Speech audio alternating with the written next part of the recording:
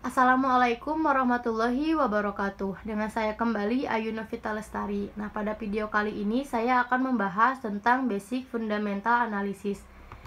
Sebelumnya saya akan menjelaskan terlebih dahulu apa itu analisis fundamental.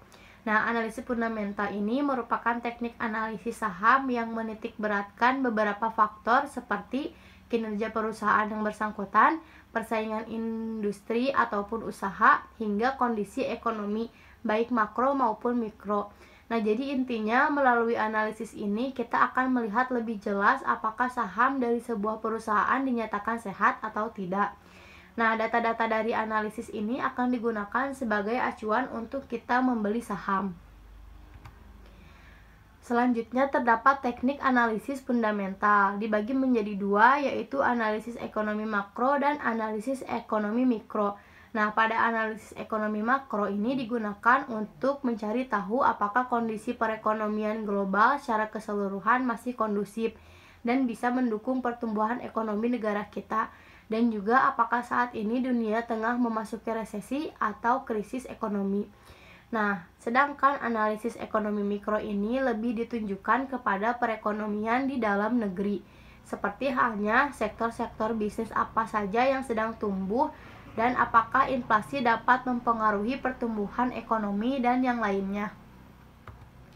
Nah, bagaimana cara mengurangi resiko dan meningkatkan keuntungan?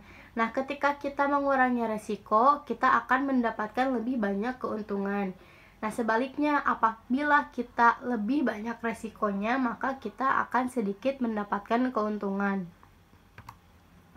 Nah, menurut Warren Buffett, risk comes from not knowing what you're doing. Jadi, resiko akan bermunculan ketika kita tidak tahu apa-apa. Nah, oleh sebab itu kita memang harus mempelajari bagaimana menganalisis saham sebelum kita membeli saham tersebut. Jadi, kita harus mengetahui perusahaannya dulu, terus harga-harga sahamnya, terus profil perusahaannya, dan yang lainnya.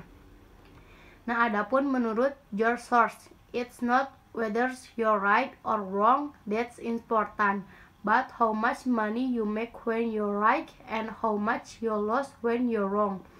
Nah, jadi jangan dilihat pada saat bagaimana kita kehilangan uang di saat kita sedang salah gitu ya. Nah, tapi lihatlah ketika kita mendapatkan keuntungan yang lebih banyak di saat kita benar gitu. Nah, di sini terdapat alasan membeli saham. Itu salah sekali apabila kita membeli saham karena dengar dari teman ataupun harganya lagi naik. Terus kita hanya coba-coba misalnya. Terus emang saham tersebut itu lagi rame dibahas, terus kita beli dengan asal-asalan. Nah, itu tuh tidak boleh, teman-teman. Terus mau bagi dividen karena sebentar lagi akan dibagiin dividen, jadi kita beli saham tersebut. Nah, itu pun salah. Terus karena kodenya bagus, misalnya tuh kodenya tuh kayak hoki gitu. Nah, ini bagus nih kodenya, beli gitu. Nah, itu salah, teman-teman. Nah, adapun yang benarnya itu yaitu kita harus membeli saham dengan cara menganalisis seperti kita harus tahu kinerja perusahaannya, return of investment-nya, profil perusahaannya, terus laporan keuangannya, laba ruginya, kemudian fundamental analisisnya, dan dividennya.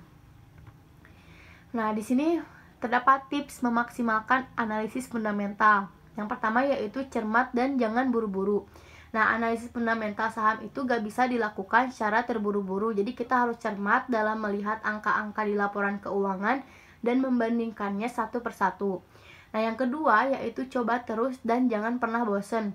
Nah, buku laporan keuangan perusahaan kita harus membukanya. Terus tuh lakukan analisis dengan menghitung rasio utang, ekuitas, terus hitungan EPS dan PIR, dan cek pertumbuhan labanya. Kemudian catat hasilnya dan lakukan review terhadap hasil. Nah, yang poin ketiga yaitu stop asumsi. Nah, percaya gak percaya asumsi bisa menghancurkan rencana kita melakukan analisis fundamental. Jadi jangan mudah percaya bahwa saham A ini akan jelek gitu, goreng bandar gitu besok atau beberapa hari lagi. Lakukan riset terlebih dahulu gitu loh. Nah, yang keempat yaitu banyak baca berita. Nah, rajinlah membaca berita seputar update atau tren terkini dari industri terkait serta berita-berita yang sifatnya makro gitu. Nah, tujuannya yaitu agar kita bisa tahu ataupun bisa memprediksi kondisi ekonomi dan pertumbuhan industri berdasarkan data yang ada. Seperti itu. Nah, mungkin cukup sekian presentasi dari saya. Mohon maaf apabila banyak kekurangan. Wassalamualaikum warahmatullahi wabarakatuh.